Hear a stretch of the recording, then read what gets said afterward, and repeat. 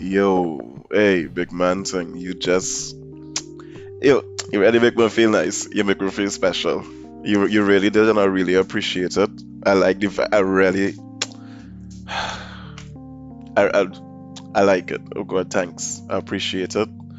And you do all of this. You affect me in this wonderful, positive way just because you hit play. So thank you for tuning into this edition of Richard's Rant, where we begin, as we begin every rant, with a good morning to you and yours. As you know, the morning is the best part of the day before anything has not gone your way.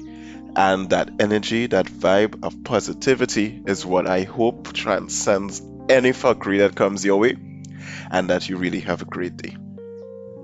So, in my great surprise, this is part four. I mean, I was saying I'm fed up with content and what I would do and all sorts of stuff, and now I'm wondering if it's my fault that maybe I just wasn't amused, and I'm also using that, or maybe correctly or incorrectly, as an artist would say that they need a muse, meaning inspiration, to produce their content. So maybe I just wasn't amused.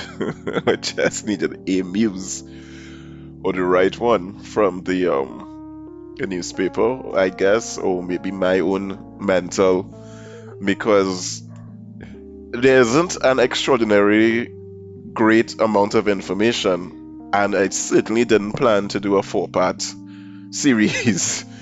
If I did, I would have scripted it more, and it would have been a little bit more coherent. But that is also why it is I decided early on that I, one, wasn't going to listen back to it because I couldn't stand my voice, but that has since changed.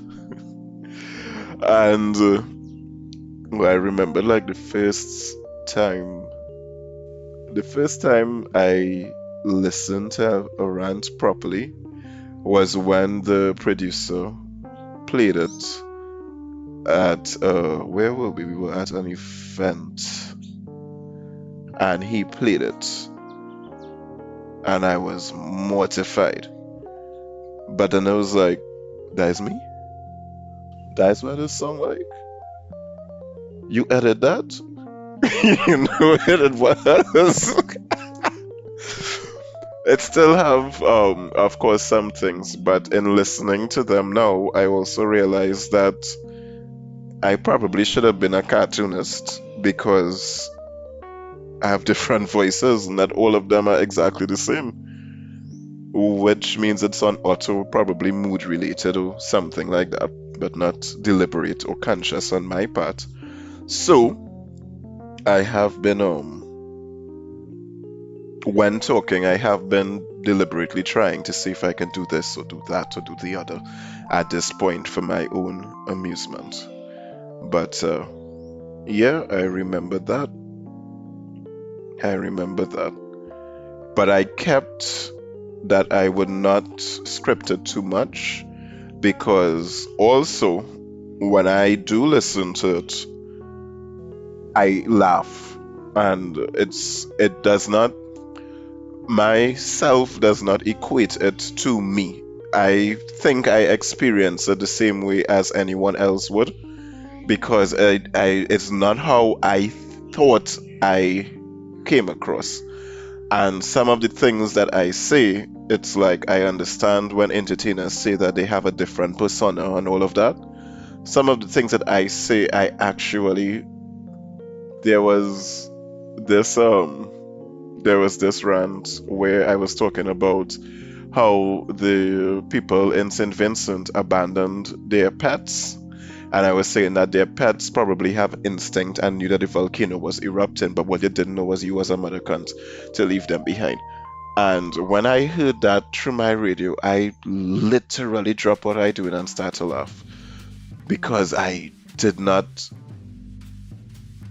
see it coming in the rant. I didn't remember seeing it in the first place, and there are so much things I just be like, Lord Jesus, I put this on the internet. I agree to this. Oh my goodness. Or sometimes it's like, what was going on with me that day? Why are you so angry? And I really do experience it that way. This has really been an amazing experience to me, and I really do thank you all sincerely for making it possible. I really mean it, I really do, and I'm really humbled by it. So, all of that as we begin to what is to my genuine surprise, part 4. Cuatro.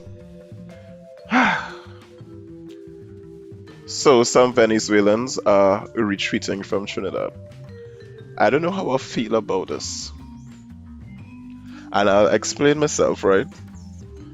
And it's a bit offensive, as you know, sometimes my explanations tend to be. But I am saying categorically, I have no xenophobia towards any Veni. I have no issue with them being here. That was never really my concern. I did understand the social issues that they were causing, but I felt that it should be done for a good cause. For example, when you decide that you're going to live with someone, regardless of the reason, be it economical or romantic or necessary, like you can't take care of yourself, any whatever, or a combination of all, that person is going to annoy the shit out of you from time to time. Therefore, they have to be worth it. It's the same thing with children. You know, you decide to have children, there are times that you are going to want to send them back. But that is a part of it. You're in a relationship, there are times that you're going to want to kill the person, literally. But, and there are times that person will destroy your heart and soul. But it is whether or not they are worth it, because that is the price that is non-negotiable that you pay for these things. So I think that the price to help them, I felt it was sufficient. So I never really had a problem. But now that they are going back because they don't like it here, because of the xenophobia here, because it's not working out for them here, I don't know how I feel about that. On one side, I feel as though, well, you know, if it didn't work out, it didn't work, and just be nonchalant. On the other side, I feel as though since we are one of the richest Caribbean countries and territories in this part of the world, or in Latin America, then maybe we have failed as humans and we could have done better. And another part is like you was catching your ass and you couldn't even find toilet paper in your fucking country, and you come across here with at least have toilet paper, and now you saying here not good enough for you. Go back where the fuck you come from. Because in a way I kind of feeling like I get rejected from a vagrant. You know what it is to give a vagrant $1 and a trade back? Or you know what it is to not be attracted to somebody, and you thought that they was into you, and you make your move and you shoot your shot, or you accept that, you know, you will give them a blight, and they was like, no, I know you. You know is that? Yeah, well, if you don't, you don't. But I give you more than one example to just focus on the last one now. Eh. So I know. And the fact that they're going back to is really scary. Some of the things that they're encountering, some of it is really concerning. Some of the things that they have encountered is very unsettling. I read a story where some people that was identified only as Rasta men come and find them in the bush. Find them in the bush, you know. And 5 Rasta men with guns, to be exact, come and find them in the bush and rob them and kill one of them. And they have children and stuff living in the bush. And then you have the story where the Express try to highlight, or was it Guardian? One of your newspapers try to highlight that they need some assistance living in the bush, and Trinidad show its ugly side. And the people was like, we don't want no help, you know? No tengo, edar, lo siento, adios. and they go on the way. They give up, and that is emotional. For me, is emotional. And of course, I remember the colossal waste of resources that it costs how much and how much million just to register some people. Like you can just get some same CPEP workers who pay you want to cut, or government workers or the blasted Central Statistical Office or something to enter some information on a fucking spreadsheet. And you had to rent places when it is you have all these places that anyway we ain't doing that today and I ain't much. And honestly I just do it with Love in the House 3. So and I ain't going to slip down that rabbit hole again with we and this money. Or at least I'm gonna try not to. But it is really difficult to fathom how love in this place could be trending, and people that needed our help telling us we good, bless, we good, we real good. And you know what's the worst part? Some of them actually going back illegally, the same way that they came illegally. Meaning the same piece of boat situation and thing. You pay a man, you lie down on the ground. Yeah, some of them actually going back that way. I I think we fail as humans for that to be happening. I really do. Now, in addition to the Venezuelan national that was killed, not sure why, I assume that maybe possibly that was gang related. Maybe the guy joined a gang or something to try to support whoever in the bush there with him. It went sour, and hence they came and took what they had to take and killed them. It's not because it's five Rasta men with guns, it's because it's guns, because they're using guns, which is a resource to rob people in the bush. But it have so much people out of the bush that you could rob, and the fact that one of them were killed. That's my surmise. But of course, the police and the newspaper wouldn't see any reason, no motive, and investigations might just be ongoing forever. But I can't remember if it is I said this on the rant or if I said this only on my status. But if it is there is a basketball court in my community, and there's a gentleman that goes out on it by himself with his mask from time to time. And I look at that he is breaking the law, so he's a criminal just for doing that. And so am I for seeing it, witnessing it, and aiding and abetting. And the point I'm making is that 24 hours ago, the police actually came.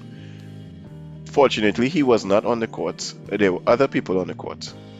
And they came and they ran them. Fortunately, they didn't charge them. So, while the police may never be able to solve this crime or have any leads, motives, or understanding as to what had happened, if it is you outside playing football right now, they'll be able to take care of that, because that's where the priorities are. Meanwhile, in the bush, we had another male victim, Rutnan, and all he had on was a drawers, which I find very weird. Very, very, very, very, very, very weird. He was found by some farmers. They were clearing the land so that they could plant the cauliflower and thing. And well, they find something. And that's so. And then they're going to get the cauliflower and we're going to watch it in the market. We're going to walk past and think up. We knows how the cauliflower is so small. But look at the traumatic experience that these people went through just to get a cauliflower for you. You could imagine going to work and it have a body across your desk in the morning. That's what happened to them. But that one I can't understand motives and stuff, because I don't. The fact that he was only in a drawers as you can see, and in the bush. What is it? He was on the beach. They catch him and execute him. That's the closest I could get to the logic. Just like the guy that was tied up in El Socorro on a tree. It's like it have a particular gang going around doing weird shit to dudes. Like what really taking place? But of course, it's men, so nobody gives a shit. If this was the women, by the second time, it would have a whole commission of inquiry. But which reminds me, what is going on with the spray, the pepper spray? That just take a back seat because Corona does come out early on the holiday, so you had to be inside by 10 o'clock. What really went on with the spray? But for whatever reason, maybe because men are to provide or to be strong or to protect or to defend, I don't know. For whatever reason, we have to fight for ourselves and figure it out. So I don't know if it is you're on the beach or something and somebody you don't know call you, don't go, because I really not understanding these particular ones, and it's really not the first, the second. Even in the last rant, the guy in the garbage bag in front of the building, um, we don't even fully have a motive for why it is the kill channel. The lockdown. We just assume because of his colorful character that it gang related, but nobody entirely sure exactly what he did or what was done or why, or if it is he was just collateral damage or a message. But keep your chin up, kings, and teach your sons to be better. This Speaking of that, we actually have a Venezuelan refugee that did keep his chin up, and he managed to qualify for the Tokyo Olympics in boxing. I am fascinated by this because I don't understand any part of it. I don't understand how he's a refugee. Well, a refugee, of course, doesn't necessarily mean that he or seeking asylum, but I would figure that he have other shit going on. But yeah, I would figure he have other shit going on. Let me put it that way. But I guess maybe boxing is his job. So if boxing is his job, who is paying him to do it? For example, right? The Trinidad and Tobago volleyball dudes doing the volleyball thing, that's the work. So if Trinidad, I don't know, explode and they're seeking asylum in Venezuela, is it that they're still getting paid, but it just wasn't safe for them to be here? Like I don't understand the logistics of how something like that happen, and how is it that they'll be able to represent here from Venezuela? They're gonna get instructions like Mission Impossible and just fly to wherever the game is. And shouldn't there be games in Venezuela? So was he going to Venezuela, but the borders closed? So I really don't know how he qualified, where these games are, and all this kind of thing. But obviously, this asks too much questions, right? I mean, how dare I expect any of these things to just be told to me in a fucking newspaper? This be too damn unreasonable. The bottom line is a Venezuelan refugee going to Tokyo. Full stop. Fashion. Full stop. That is it. That's it. Mind your business. So I wish him all the best. I guess he would have been vaccinated. Not sure how that happened either, since it have all this delay and the fees and this and that and the resources. But I guess he will, because I believe you have to be vaccinated to be in the games. So and he handled his affairs. So chin up, King. Good luck. And yeah, that's about it. Best of luck. Impressive that maybe it's these hard times that allowed him to qualify. But of course, didn't have an interview with him or anything. So not even through Google Translate. But just like when Michael Jackson died and Janet gave that amazing performance and Why Did I Get Married Too? And she channeled that energy into that acting. Maybe that is where he used to beat the shit out of his opponents. So you go for the gold, turn something negative into something positive. Yeah, you go for the gold. It actually reminds me of I'll try to protect. I'll pause to go through the pros and cons of saying this, but I'll I'll protect the person's identity because they really do prefer to be private. So I wouldn't say anything more on that. If I say too much, it wouldn't be private. But I do know this person that has like a, let's call it OCD, and whenever he finds something that he likes, that he's interested in, he had to dive right in. Doesn't do it recklessly. I really enjoy watching it. Is not like watching a baby discover something new, because it's clearly a grown man, but it's just the way that he experiences the world is something to, oh shit, it's almost like me.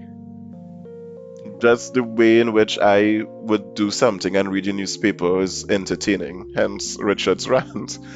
So yeah, in that regard, it's the same thing, but it's not mental, it's physical. So he would see something, do the research, basically that when it is I jump in this head first, if I go dead or not, okay, I think I'll live, and I jump in, and it's just fascinated. He will get into a project fully, even if it's a project that I introduce him to. And then after a couple weeks, would be able to give me brand new perspectives that would elevate the both of us. Or I dare say, even teach me about stuff that I thought I had known. Because it's just this immediate absorption, day and night, continuously. Oh, I thought that this was, no, the world not flat. Okay, so why it is? Who said that? When they said that? When is? It's like, wow. And of course, the messages. Yeah, be kept abreast of all developments is something amazing to see. And I can't remember where. Oh, cool. Okay, so I know this is a trend here. When I talk about real people, I just lose my trend of thought. Or real people that I care about, I should say. It seems I just lose my trend of thought.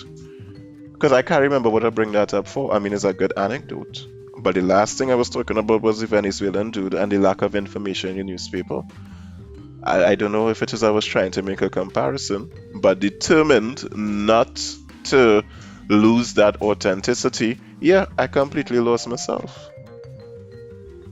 I don't even think it would. Sometimes I would at least pause the recording and try to gather my frills, but I don't even know where my frills is at this point, far less to gather them. I really don't know how I moved from the guy qualifying for Tokyo and the lack of information to this. But the lack of information in the newspaper did remind me of that person and how they would just submerge themselves into everything. And that's the best I could do. I hope you enjoyed that anecdote. And I will move on because I really can't remember the point. But if I do remember the point, I will come back and tell you. So, the next point that I have here, I kind of torn between two of them. Although I had them in the order in which I had intended to say it, it's not feeling right. So I'll say this one first. That have a trade union member that upset over the grave of a founding trade unionist. And they have pictures of him looking sad by the grave, and the grave, treated like anybody else's. And I'm reading this and I just feeling to beat him. Because I find the trade union is such a stink, nasty, dirty. What is the word? Parasitic, moldy, disappointing organization. You are a union of people. You're supposed to be a beacon to show humans how we're supposed to treat each other, how it is we're supposed to come together and get positive things done. Instead, all you do is selfishly act for yourself. And I have ample evidence of this from my personal life and from looking at other stuff. Even during the midst of our lockdown, the union tried to ask for raises and all kind of shit. That's unacceptable. So in other words, by being so disgusting, you actually justifying why it is employers need to protect themselves from employees, because like the employees is just a cancer. When you people died to have unions, people get burned alive and shit, and this is how it devolve into. And I'll tell you my story. I'll tell you my story, and I will call names in this one, right? I've had many jobs, one of which was at TV6. At TV6, I was a sales agent. For those of you all that don't know, the ads that you see in media is handled by a sales agent. The closest thing that you can reference that may be more familiar to other people, to everyone, would be like an insurance agent. But instead of getting people, you get advertisers, right? I went to TV6. Actually, I was doing advertising for a while, and I had come to terms with how cutthroat the industry is, and how disposable I was. And I also had an issue with working different companies, because the first company I worked for, which was 94.1, in that capacity, I really did believe in that station and everything. I don't believe in it now. It evolved into something that I do recognize. I can't even listen to it again. But I believed in it at that point. And then when I took another job opportunity that was offered to me to go to 91.9 Iowa Georgia station, I did also believe in that because I always loved soccer. And I felt conflicted in that I was talking to the same customers, the same clients, the same people. So in other words, I tell you to buy a policy in Guardian Life, and now I want you to buy a policy with Pan American. So I had that issue. But I took it and I went with it and that sort of thing. And by the third place that I worked, of course, I'd have stories there, but that's not the purpose of this. By the third place, which was TBC Radio Network, I was exposed to being able to sell multiple stations at the same time. So that's 5 stations on their radio network alone, and to still have access to sell on CNC3 and Guardian. Plus, I would have just told you about 91.9, and I would have told you about 94.1 and Power 102 FM. So I said, you know what? The truth is, all of these stations have merit. So what I'm going to do is start my own company. And I did. But not having the sound business acumen, right now that company is in a coma. But it would wake up at one point. But coming back to the point I was making with the trade unions, see, I thought I was forgetting how to digress, right? So coming back to the point with the trade unions, right? While I was working with Guardian Media, I started working at TV6. That is not something that you are allowed to do, but I quickly realized that that was just another unfair rule, because everyone else in media was able to have multiple jobs and private jobs. For example, the presenters and the DJs, they could have boat rides, they could host boat rides, they could work boat rides, and you're telling me that there's a conflict of interest, but they are mingling with all other DJs from other stations and everything, and living life normal, and getting $1,500 to $3,000 per gig, and I can't do that. So I say, fuck that. And the proudest sale that I have, I'm not going to say the client, it was a government client, and that was the proudest one. I think I would have made about 30 something thousand dollars from that one sale.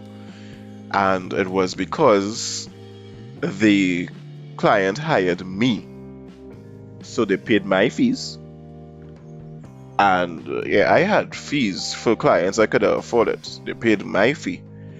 And based on their needs, I did honestly suggest, based on their needs, not my own interest, this a lot of the same stations that I was working with, and others, but a lot of them that I was working with. So I was able to get commission from TV6, Express, Guardian, about 3 radio stations on TBC Radio Network, CNC3 as well. So I was able to get commission from all of those things, and in addition to my fees. So I was like, okay, I have this in the bag. And stupid me didn't even buy a car or something and reinvest it. Right? Poor business acumen is what I'm saying. And getting $30,000 in a lump sum would make you feel rich, but you wouldn't realize that that's not really money until later on. I mean, you work for between 36,000 and let's say maybe 120,000 on average a year, and that's with a salary of $3,000 to $10,000. Most people fall somewhere in that price range. So even if you get it up front, it doesn't mean that you're suddenly rich unless it is you're able to sustain that income, which I now know. That's why the business would resurrect. But digress again. So when remember, I always said I was disposable. So when things started to go south in TBC, I started looking to replace them. And that is where TV6 came in. And I only applied to TV6 on a whim because I saw it. It was the worst interview I ever did, but they were the most impressed ever. Because I wasn't really interested. It was like, if I get it, I get it. If I don't get it, I don't get it. And then I went across. One of the reasons why I took it is because they had a union. That's how I brought it back. They actually had a union. So I thought that for once I'll be treated with dignity and respect. I was wrong. So what they did, eventually I was there full time and just doing my company. So what it is they did is that they started me off, not me alone, it was 5 of us that they hired at the same time, and we were often lumped in with about 2 or 3 other agents that started just before we did. So let's say 8-ish, but no, I'm getting really confused. It's 3 of us that started at the same time, and we were lumped in with about 2 or 3 other agents that started just before. So it was more like 5-ish of us, right? That were lumped together. So they started all of us off with a quota of 30,000. Personally, and this was before I went across full time, I struggled to make that quota. I did not make it the first month. The second month, I made it and exceeded it. And the third month, because I had exceeded it the second month, I didn't have to do much to make it, but I worked really hard to make it the third month. So I was in 2 minds about even staying. But I said, okay, they have the union, so I'll have that protection. But to my great surprise, they then proceeded to raise the quota from 30 to 50,000. And my experience was not unique. All of the 5 of us made the quota by the skin of our teeth. So it was a shocker that they raised it. Then when they raised it to that, we did not make it at all for 3 months. None of us. None of the 5. Not me alone. None of the 5 of us made it. They told us that we needed to make the quota or else we will be fired. I wasn't worried because we have a union. And the fact that 5 people not able to make the quota, and in addition to that, even the senior agents that they had were not making their individual quotas, but it was just much higher than ours. They had quotas like $200,000 a month and that kind of thing. So it was much higher than ours, but they're not making it either. I was like, well, obviously the union would just take care of this. And I had joined the union from day one and all of that. So I, just ride the union, expecting them to take care of it.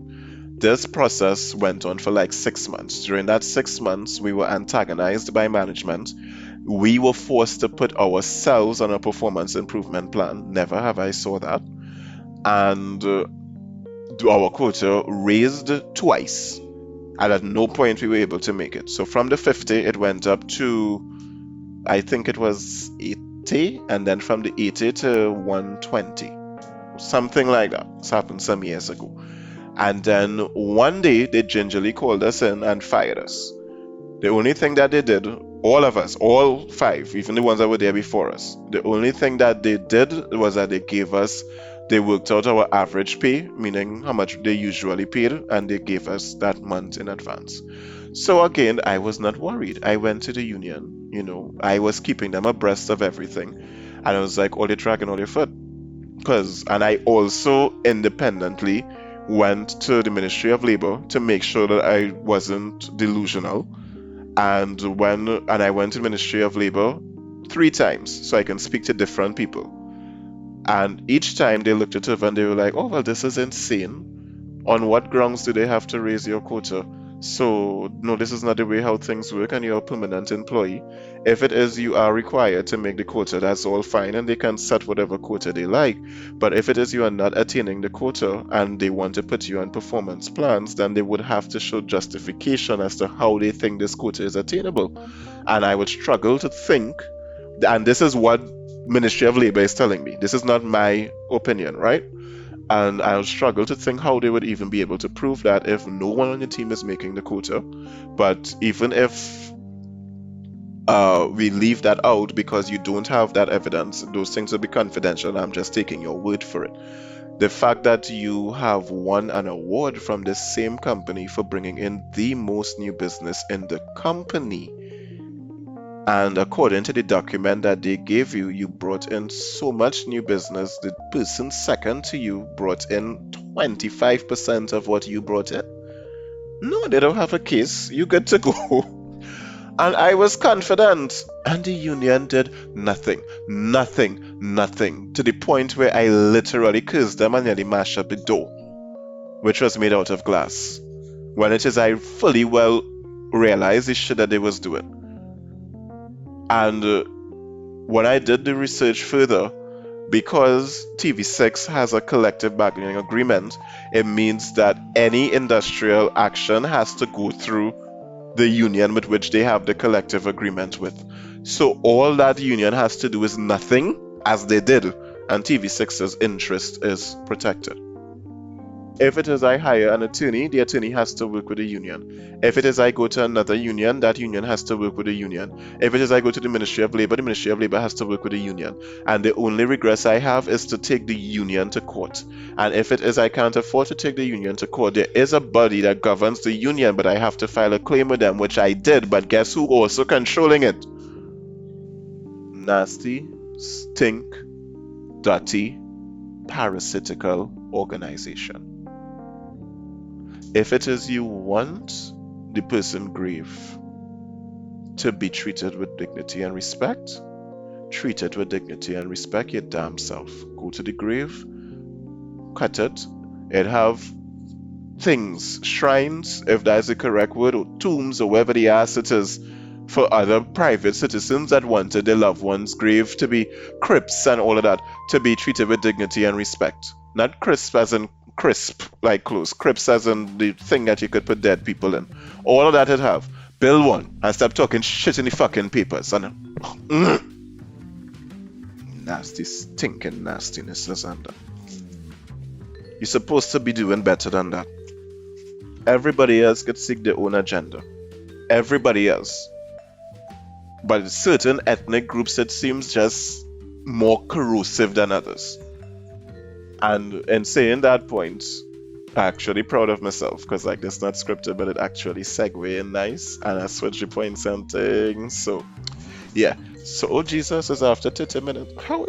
All right. So there's the last point. So it occurred to me that we had the first black president in America, and white people would have voted for him.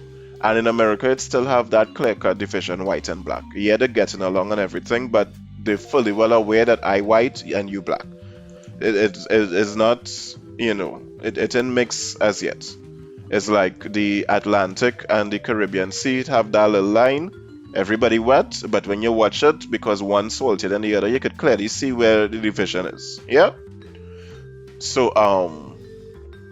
I was wondering if it is Trump was orchestrated by the white supremacists deliberately.